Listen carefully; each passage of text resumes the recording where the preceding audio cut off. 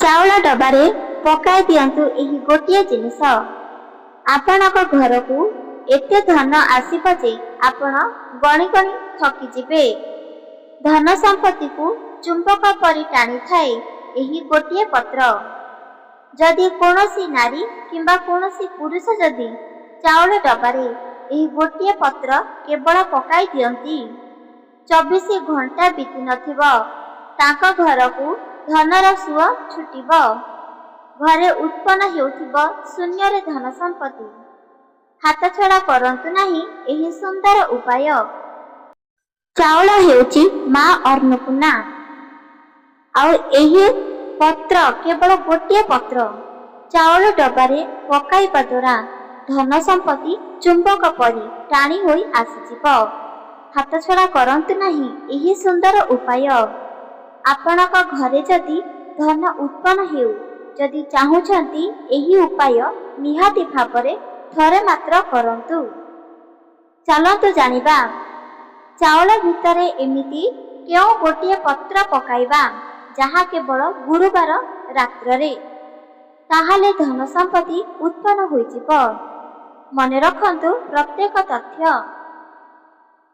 ଚାଉଳ ହେଉଛି ସ୍ୱୟଂ ମା ଲକ୍ଷ୍ମୀର ପ୍ରତୀକ। ଯେଉଁ ଘରେ ଚାଉଳକୁ ସଦାସର୍ବଦା ଯେକୌଣସି ସ୍ଥାନରେ ଫିଙ୍ଗନ୍ତି ବା ଏଣେତେଣେ ରଖିଥାନ୍ତି, ତାଙ୍କ ଘରର ଲୋକମାନଙ୍କୁ ଅଭାବ ଲାଗି ରହିବ। ଅତି ଜୋରସେ ଭୋକ ଲାଗୁଥିବ କିନ୍ତୁ କୌଣସି ଖାଦ୍ୟ ମଧ୍ୟ ମିଳିପାରିବ ନାହିଁ। ସେଥିପାଇଁ କୁହାଯାଉଛି ମା ଅନ୍ନପୂର୍ଣ୍ଣାକୁ ଯେତେବେଳେ ମଧ୍ୟ ଭୋଜନ କରିବ, ପ୍ରଣାମ କରି ଭୋଜନ କରିବା ଦ୍ୱାରା ଅନ୍ନପୂର୍ଣ୍ଣା ମାଙ୍କର ଆଶୀର୍ବାଦ ଅଶେଷ କୃପା ପ୍ରାପ୍ତ ପାଇପାରିବ। ଏହି ଚାଉଳରେ ପ୍ରତ୍ୟେକ ଶୁଭ କାର୍ଯ୍ୟ ଆରମ୍ଭ କରାଯାଏ। ଏକଥା ଜାଣିଥିବେ, ଯେତେବେଳେ କୌଣସି ଜଳ ଭରିପୂର୍ଣ୍ଣ କୁମ୍ଭକୁ ସ୍ଥାପନ କରାଯାଏ, ତା ତଳେ ମାନ୍ୟତା ଅନୁଯାୟୀ ଚାଉଳକୁ ରଖାଯାଏ। ପୌରାଣିକ ମତରେ କୁମ୍ଭଡାଳ ତଳେ ଯଦି ଚାଉଳକୁ ରଖାଯାଇଥାଏ, ତାହେଲେ ଏହି କୁମ୍ଭଡାଳର ମହତ୍ତ୍ୱ କେବଳ ସେହି ବ୍ୟକ୍ତିଙ୍କୁ ନିହାତି ଭାବରେ ପ୍ରାପ୍ତ ହୋଇଥାଏ। ସେଥିପାଇଁ ଆପଣମାନେ ମଧ୍ୟ ଏହି ସୁନ୍ଦର ଉପାୟ ଯେକୌଣସି ସ୍ଥାନରେ ଦେଖିଥିବେ। ଏହି ଚାଉଳର ମହତ୍ତ୍ୱ ଯେତେବେଳେ ଗୋଟିଏ ଶୁଦ୍ଧ ଗାଈ ଘିଅର ଦୀପ କିମ୍ବା ଭଗବାନ ନହେଲେ ବୃନ୍ଦାବତୀ ପାଖରେ ଦୀପଟିଏ ଲଗାଯାଇ ତା ତଳେ ଅକ୍ଷତ ଚାଉଳକୁ ରଖାଯାଏ। ମାନ୍ୟତା ଅନୁଯାୟୀ ଅକ୍ଷତ ଚାଉଳ ତଳେ ରଖି ଦୀପ ରଖିବା ଦ୍ୱାରା ଦୀପର ଯେତିକି ପୁଣ୍ୟ ସେହି ବ୍ୟକ୍ତିକୁ ପ୍ରାପ୍ତ ହୋଇଥାଏ। ସେଥିପାଇଁ ଶାସ୍ତ୍ର କହେ ଚାଉଳ ହେଉଛି ଏକ ମହତ୍ତ୍ୱପୂର୍ଣ୍ଣ ଆଉ ପବିତ୍ରତା। ପ୍ରତ୍ୟେକ କାର୍ଯ୍ୟରେ ନିହାତି ଭାବରେ ଆସିଥାଏ। ଏହି ଚାଉଳ ଦ୍ୱାରା ଆପଣଙ୍କର ପ୍ରତ୍ୟେକ ମନସ୍କାମନା ମଧ୍ୟ ପୂରଣ ହୋଇଯିବ। ଏହି ଚାଉଳ ଏକ ମହାପ୍ରସାଦ ଅଟେ। ପୁରୀ ଜଗନ୍ନାଥ ମନ୍ଦିରରେ ଯେତେବେଳେ ଏହି ଚାଉଳରେ ବିଭିନ୍ନ ପ୍ରକାର ବ୍ୟଞ୍ଜନ ପ୍ରସ୍ତୁତ ହୋଇଥାଏ, ଯଦି କିଛି ବଳକା ରହିଯାଏ, ତାହେଲେ ସେହି ଚାଉଳକୁ ଶୁଖାଇ ନିର୍ମାଲ୍ୟ ପ୍ରସ୍ତୁତ କରାଯାଇଥାଏ। କିନ୍ତୁ ଚାଉଳର ଭାତକୁ କେବେ ବି ନଷ୍ଟ ହେବାକୁ ଦେଇନଥାନ୍ତି। ଶାସ୍ତ୍ରରେ ଉଲ୍ଲେଖିତ ଅଛି, ଯେକୌଣସି ବି ବ୍ୟକ୍ତି, ସେ ନାରୀ ହେଉ କିମ୍ବା ପୁରୁଷ ହେଉ, ଆପଣମାନେ ଯଦି ଯେତେବେଳେ କୌଣସି ଭୋଜନ ଦିଆଯାଉଛି, ଯେମିତି ଭୋଜନରେ ଭାତ, ଡାଲି, ଯେକୌଣସି ଜିନିଷ ଭୋଜନ ଦିଆଯାଉଛି, ଯଦି ଆପଣ ସେହି ଭୋଜନକୁ ମନା କରିବେ ସେବନ କରିବା ପାଇଁ କିମ୍ବା ସେହି ଭୋଜନର କିଛି ନା କିଛି ବାହାର କରିବେ ତ୍ରିଗୁଣ, ତାହେଲେ ଆପଣ ଲକ୍ଷ୍ୟ କରନ୍ତୁ, ତା ପରଦିନ ଆପଣଙ୍କୁ ଗୋଟିଏ ଦିନ କେବଳ ଭୋକରେ ରହିବାକୁ ପଡ଼ିବ। ଯେଉଁ ଭୋକ ଆପଣଙ୍କୁ ଖୁବ୍ ଲାଗୁଥିବ, ବହୁତ ଅଧିକ ଭୋକ, କିନ୍ତୁ ଆପଣ ସେବନ କରିପାରୁନଥିବେ କୌଣସି ବି ଖାଦ୍ୟ। ଯଦି କୌଣସି ବ୍ୟକ୍ତି ତ ଭୋଜନ କଲାବେଳେ ତଳେ ଅନ୍ନ ପକାନ୍ତି ବା ଅଧିକ ଭୋଜନ ନ କରିପାରି ସେହି ଭୋଜନକୁ ବାହାରେ ଯେକୌଣସି ସ୍ଥାନରେ ଫିଙ୍ଗି ଦେଉଛନ୍ତି, ତାହେଲେ ଏମିତିକା ଲୋକ ନିହାତି ଭାବରେ ତା ପରଦିନ ମଧ୍ୟ ଭୋକରେ ରହିଥାଏ। ଆଉ ଏହି ତଥ୍ୟ କେବଳ ମା ଲକ୍ଷ୍ମୀ କ୍ରୋଧରେ ଆସି ପ୍ରତ୍ୟେକ ଭଗବାନଙ୍କୁ ପୂଜା କରୁଥିବା ଭକ୍ତମାନଙ୍କୁ ଅଭିଶାପ ପ୍ରଦାନ କରିଛନ୍ତି, ଯାହାର ପ୍ରଭାବ ମଧ୍ୟ ଏବେ ପର୍ଯ୍ୟନ୍ତ ସୁଦ୍ଧା ପଡ଼ିଥାଏ। ତ ଆପଣମାନେ ଜାଣିପାରିଲେ ଏହା ଏକ ସତ୍ୟ ବଚନ, ଯେମିତି ଶାସ୍ତ୍ରରେ ଉଲ୍ଲେଖିତ ଅଛି। ଗୋଟିଏ ଦିନ ଅନ୍ନ ଫିଙ୍ଗିବା ଦ୍ୱାରା ତା ପରଦିନ ତାକୁ ଭୋକରେ ରହିବାକୁ ପଡ଼ିଥାଏ। ଚାଉଳ ଏକ ମହତ୍ତ୍ୱପୂର୍ଣ୍ଣ, ଆପଣ ଏକଥା ଜାଣିଲେ। କିନ୍ତୁ ଚାଉଳରେ ପ୍ରସ୍ତୁତ ହୋଇଥିବା ଭାତ ମଧ୍ୟ ଅତି ଚମତ୍କାର। ଯେମିତି ଗୋଟିଏ ଲୋକର ସବୁଦିନ ପାଇଁ ଭୋକ ସମ୍ପୂର୍ଣ୍ଣ ଭାବରେ ହଟିଯାଇଥାଏ। ସେଥିପାଇଁ କୁହାଯାଉଛି, ଚାଉଳରୁ ଭାତ ପ୍ରସ୍ତୁତ ହୋଇଥିବା ଜିନିଷ ଏକ ମହାପ୍ରସାଦ ଥିଲେ ସମାନ। ସେଥିପାଇଁ ଚାଉଳକୁ ନେଇ କେବେ ବି ଗର୍ବ ଅହଙ୍କାର କରନ୍ତୁ ନାହିଁ। କ୍ଷଣକ ମାତ୍ରରେ ବସ୍ତା ବସ୍ତା ଚାଉଳ ଥିବ, କିନ୍ତୁ ଶୂନ୍ୟ ହୋଇଯିବ। ତ ଆପଣମାନେ ଜାଣି ରଖ, ଚାଉଳ ଡବା ଭିତରେ ଏମିତି କେଉଁ ଜିନିଷ ରଖିବେ ଯାହାଦ୍ୱାରା କି ଘରେ ଧନ ସମ୍ପତ୍ତି ଉତ୍ପନ୍ନ ହେବ, ଚୁମ୍ବକ ପରି ଘରକୁ ଧନ ସମ୍ପତ୍ତି ଟାଣି ଆଣିବ। ତ ଜାଣି ରଖନ୍ତୁ, ଯଦି ଆପଣମାନେ ଚାଉଳର ଡ୍ରମ ଭିତରେ ବା ଚାଉଳର ବସ୍ତା ଭିତରେ କିମ୍ବା ଡବା ଭିତରେ ଆପଣ ଯଦି ଏହି ଗୋଟିଏ ପତ୍ର ପକାଇ ଦେଉଛନ୍ତି, ତାହେଲେ କୋଟିପତି ହୋଇଯିବେ। ଆପଣ ଏକଥା ଜାଣିଥିବେ, ଚାଉଳ ଭିତରେ ଲବଙ୍ଗ ପକାଇବା ଦ୍ୱାରା ଚାଉଳ ଅତି ସୁନ୍ଦରତା ଦେଖାଯାଇଥାଏ। କେବେ ବି ପୋକଜୋକ ଲାଗିନଥାଏ, କେବଳ ଲବଙ୍ଗ। ଦ୍ୱିତୀୟ, ସେହି ଚାଉଳକୁ ଯେକୌଣସି ବ୍ୟକ୍ତି ଯଦି ଶ୍ରବଣ କରିବ ବା ସେହି ଚାଉଳକୁ ସେବନ କରିବ, ତାହେଲେ ତାର ସର୍ବସ୍ୱ ଶରୀରରେ ଥିବା ରୋଗ ସବୁଦିନ ପାଇଁ ଦୂରେଇ ଯିବ। ଏକଥା ଜାଣି ରଖ। ସେଥିପାଇଁ ତ ଏହି ଚାଉଳର ମହତ୍ତ୍ୱ ମଧ୍ୟ ଅଧିକ ରହିଛି। ଏବେ ଜାଣନ୍ତୁ, ଚାଉଳ ଡବା ଭିତରେ ଏମିତି କେଉଁ ଜିନିଷ ପକାଇବେ। ସର୍ବପ୍ରଥମେ ହେଉଛି, ଯଦି ଆପଣଙ୍କର ଘରେ ଧନ ସମ୍ପତ୍ତି ନାହିଁ, ଆଉ ଯଦି ଧନ ସମ୍ପତ୍ତି ଅନ୍ନ ଏସବୁ ଅଧିକରୁ ଅଧିକ ପାଇବାର ଅଛି, ତାହେଲେ ଏହି ଗୋଟିଏ ଉପାୟ ନିହାତି ଭାବରେ କରନ୍ତୁ। କାଲି ସକାଳେ ନିଜେ ଦେଖିପାରିବେ, ଆପଣଙ୍କ ଘରେ କିଛି ବି ନଥିଲା, କିନ୍ତୁ ଶୂନ୍ୟରେ ପରିପୂର୍ଣ୍ଣ ହୋଇଗଲା ପ୍ରତ୍ୟେକ ଜିନିଷ। ତ ଜାଣି ରଖ,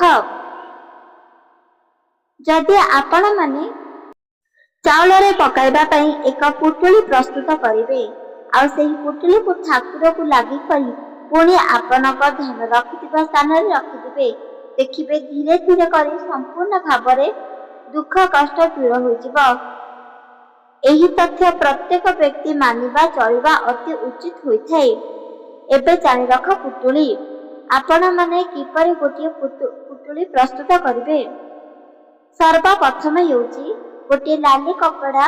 ସେହି ଲାଲି କପଡ଼ା ଭିତରେ ଆପଣ କିଛି ଅକ୍ଷତ ଚାଉଳ ରଖନ୍ତୁ। ଅକ୍ଷତ ଚାଉଳ କିପରି ପ୍ରସ୍ତୁତ କରିବେ ଜାଣି ରଖ। ଅକ୍ଷତ ଚାଉଳ ପ୍ରସ୍ତୁତ ହେଉଛି, ଗୋଟିଏ କିଛି ଧଳା ଚାଉଳ, ତା ସାଥିରେ 1 ଟଙ୍କିଆ କଏନ୍। ଦ୍ୱିତୀୟରେ, ଅକ୍ଷତ ଚାଉଳ କରିବା ପାଇଁ ଆପଣଙ୍କୁ କିଛି ହଳଦୀ ପକାଇବାକୁ ପଡ଼ିବ ଚାଉଳ ମାଧ୍ୟମରେ। କିଛି ତୁଳସୀ ପତ୍ର, ଦୁବପତ୍ର ମଧ୍ୟ ପକାଇବାକୁ ପଡ଼ିବ।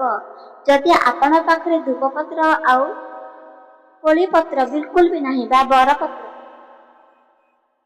ତାହେଲେ ଆପଣମାନେ କେବଳ ଚାଉଳ ଆଉ ହଳଦୀକୁ ମିଶ୍ରଣ କରିଦିଅ। ଯଦି ଆପଣ ପାଖରେ ରହିଛି ଜଗନ୍ନାଥଙ୍କର ମହାପ୍ରସାଦର ନିର୍ମାଲ୍ୟ, ତାହେଲେ ମଧ୍ୟ ମିଶ୍ରଣ କରନ୍ତୁ। ଏମିତି କରିବା ଦ୍ୱାରା ଭଗବାନଙ୍କୁ ପୂଜା ଆରାଧନା କରାଯାଏ, ଆଉ ଏହାର ପ୍ରଭାବ ମଧ୍ୟ ଆପଣଙ୍କ ଉପରେ ପ୍ରାପ୍ତ ହୋଇଥାଏ। ଏବେ ଦ୍ୱିତୀୟ ତଥ୍ୟ ଜାଣ। ଯେତେବେଳେ କୌଣସି ବ୍ୟକ୍ତି ଚାଉଳରୁ ପ୍ରତ୍ୟେକ ଧନ ସମ୍ପତ୍ତି, ଟଙ୍କା, ଅଳଙ୍କାର ମଧ୍ୟ ଟାଣିବାର ରହିଛି, ତାହେଲେ ଏହି ଉପାୟକୁ ମନେ ରଖ। ଯେକୌଣସି ବି ଗୁରୁବାର ଦିନ ହୋଇଥିବ, ଗୁରୁବାର ଦିନ ଯଦି ଆପଣମାନେ ଗୋଟିଏ ପତ୍ର, କେବଳ ଗୋଟିଏ ପତ୍ର ଯଦି ଚାଉଳରେ ପକାଇ ଦେଉଛନ୍ତି, ତାହେଲେ ଆପଣ ଯାହା ଚାହିଁବେ ଆପଣଙ୍କୁ ପ୍ରାପ୍ତ ହୋଇଯିବ। ଯେମିତି ଚାଉଳରେ ଯଦି ଆପଣମାନେ ଗୋଟିଏ ତୁଳସୀ ପତ୍ର ପକାଉଛନ୍ତି, ତାହେଲେ ବର୍ଷ ବର୍ଷ ଧରି ସେହି ତୁଳସୀ ପତ୍ର ଆପଣଙ୍କ ଘରକୁ ଉତ୍ପନ୍ନ କରୁଥିବ, ଧନ ସମ୍ପତ୍ତି ଉତ୍ପନ୍ନ କରୁଥିବ। ଦ୍ୱିତୀୟ ହେଉଛି ଆପଣଙ୍କ ଘରକୁ ଆଶୀର୍ବାଦ ମଧ୍ୟ ପ୍ରାପ୍ତ ହୋଇପାରିବ। ସେଥିପାଇଁ ଆପଣମାନେ ନିହାତି ଭାବରେ ତୁଳସୀ ପତ୍ର କେବଳ ଗୋଟିଏ ଛିଣ୍ଡାଇକି ଚାଉଳ ରଖୁଥିବା ସ୍ଥାନରେ ପକାଇ ଦିଅନ୍ତୁ। ସବୁକିଛି ଚାଉଳ ସମ୍ପୂର୍ଣ୍ଣ ଭାବରେ ବଦଳିଯିବ। ଏବେ ଜାଣନ୍ତୁ, ଯଦି ଆପଣ ସବୁବେଳେ ଚାହୁଁଛନ୍ତି ଧନ ସମ୍ପତ୍ତି ଚୁମ୍ବକ ପରି ଆସୁ, ଘରେ ଯେତେ ମଧ୍ୟ ଜିନିଷ ଅଛି ସର୍ବସ୍ୱ ଜିନିଷକୁ ଭଗବାନଙ୍କୁ ସମର୍ପଣ କରି ପୂଜା ଆରାଧନା କରୁ, ତାହେଲେ ଏହି ସୁନ୍ଦର ଉପାୟଟି ମନେ ରଖ। ଯଦି ଆପଣ ଚାହୁଁଛନ୍ତି ଆପଣଙ୍କ ଘରେ କେବେ ବି କଳି ଝଗଡ଼ା ନ ହେଉ, ସ୍ୱାମୀ ସ୍ତ୍ରୀ ଭିତରେ ଭଲ ବୁଝାମଣା ହୋଇ ବହୁତ ଖୁସିରେ ରୁହନ୍ତୁ, ତାହେଲେ ଏହି ସୁନ୍ଦର ଉପାୟ ନିହାତି ଭାବରେ କର। ଯେକୌଣସି ବି ବେଲପତ୍ର, ଆପଣ ଜାଣିଥିବେ ଅନ୍ନପୂର୍ଣ୍ଣା ପତ୍ର, ଦ୍ୱିତୀୟରେ ବଳପୁଳି ପତ୍ର, ତୃତୀୟରେ ତୁଳସୀ ପତ୍ର। ଏହି ପତ୍ରକୁ ଚାରୋଟିରେ ମିଶ୍ରଣ କରିଦିଅନ୍ତୁ। ବାଟିକି ବଟା ହୋଇଥିବା ସେହି ମିଶ୍ରଣକୁ ଆପଣମାନେ ନିଜର ମୁଖରେ ଲଗାନ୍ତୁ, ନିଜର ମୁଣ୍ଡରେ ଲଗାନ୍ତୁ। ଏହା ଦ୍ୱାରା କି ଆପଣଙ୍କର କୌଣସି ବି ଦୁଃଖ କଷ୍ଟ ଛୁଇଁ ପାରିବ ନାହିଁ। ଚାଉଳ ଡବାରେ ଯଦି ପକାଇବା ପାଇଁ କୌଣସି ଜିନିଷ ନାହିଁ ଆପଣଙ୍କ ପାଖରେ, ତାହେଲେ ଆପଣ କିପରି କରିବେ ଜାଣି ରଖ। ଯଦି ଆପଣଙ୍କୁ ବରକୋଳି ପତ୍ର, ଦୁବ ପତ୍ର ନ ମିଳୁଛି, ତାହେଲେ ଆପଣମାନେ ଜାଣି ରଖ, କେବଳ ତୁଳସୀ ପତ୍ର ପକାଇ ତୁଳସୀ ପତ୍ର ଉପରେ ଯଦି ଓମ୍ ଲେଖି ଆପଣ ନିଜର ଚାଉଳ ଡବା ଉପରେ ପକାଇ ଦେଉଛନ୍ତି ସେହି ଛୋଟିଆ କାର୍ଯ୍ୟ, ତାହେଲେ ଆପଣଙ୍କର କୌଣସି ବି ଦୁଃଖ କଷ୍ଟ ରହିପାରିବ ନାହିଁ। ଧଳା ଚାଉଳ ଯଦି ଆପଣଙ୍କୁ ମାଗିଥାଏ, ଏହି ସବୁ ଜିନିଷ ଦେବା ଦ୍ୱାରା ଆପଣଙ୍କର ସର୍ବସ୍ୱ ଦୁଃଖ କଷ୍ଟ ରୋଗ ଦୂର ହୋଇପାରିବ। ଏହା ଏକ ସତ୍ୟ ବଚନ। ଆପଣମାନେ ଏକଥାକୁ ମନେ ରଖନ୍ତୁ ଆଉ ଏହି ଉପାୟ ନିହାତି ଭାବରେ କର, କାହିଁକି ନା ଚାଉଳ ସମ୍ପୂର୍ଣ୍ଣ ଭାବରେ ଆପଣଙ୍କୁ ପରିବର୍ତ୍ତନ କରିଦେବ। ଯେତେବେଳେ ଗୋଟିଏ ଚାଉଳ ଆପଣଙ୍କ ଜୀବନକୁ ସମ୍ପୂର୍ଣ୍ଣ ଭାବରେ ଭାଗ୍ୟକୁ ବଦଳାଇ ଦେବ, ତାହେଲେ ପ୍ରତ୍ୟେକ ଦିନ ଚାଉଳର ଏହି ସୁନ୍ଦର ଉପାୟ ନିହାତି ଭାବରେ କରନ୍ତୁ। ଏକଥା କେବେ ବି ଭୁଲନ୍ତୁ ନାହିଁ। ଚାଉଳ ଡବାରେ ଯଦି ଆପଣ କେବଳ ଗୋଟିଏ ପତ୍ର ପକାଇ ଦେଉଛନ୍ତି, ତାହେଲେ କୋଟିଏ ସହିତ ସମାନ ହୋଇଥାଏ। ସେଥିପାଇଁ ଆପଣମାନେ ଏହି ଚାଉଳ ଡବାରେ ଯେକୌଣସି ବି ଜିନିଷ ପକାଇ ଦିଅନ୍ତୁ। ଏହାର ଚମତ୍କାର କେବଳ ଗୋଟିଏ ଥର ଜାଣନ୍ତୁ। ରହୁଛି। ରାଧେ ଶ୍ରୀକୃଷ୍ଣ।